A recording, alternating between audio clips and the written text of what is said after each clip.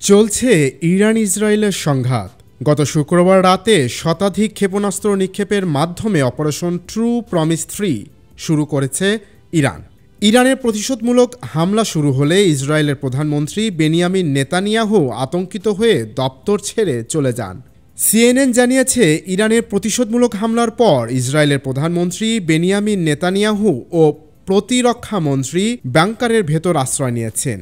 একজন ইসরায়েলি কর্মকর্তা সিএনএনকে তথ্যটির সত্যতা নিশ্চিত করেছেন। হোয়াইট হাউসের একজন কর্মকর্তা জানিয়েছে, কৌশলগত কারণে নেতানিয়াহুর অবস্থান গোপন রাখা হয়েছে।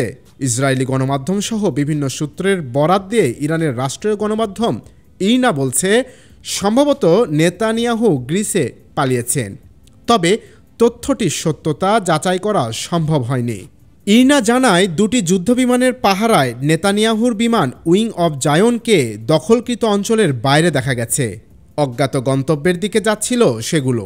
পরে নেতানিয়াহুর বিমানটি গ্রিসের রাজধানী এথেন্সে অবতরণ করে বলে জানায় ইসরায়েলি গণমাধ্যম চ্যানেল 12।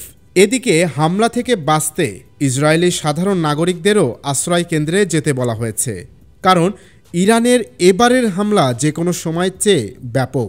তবে স্পর্শকাতর এই সময়ে নেতানিয়াহুর বিমান গ্রিসে যাওয়ার বিষয়টিকে সরলভাবে দেখছে না অনেকেই। এর সাথে কৌশলগত বা নিরাপত্তাজনিত কোনো ইস্যু জড়িয়ে আছে কি, ধারণা অনেক বিশ্লেষকের। ইন্টারন্যাশনাল ডেস্ক, দৈনিক করতোয়া।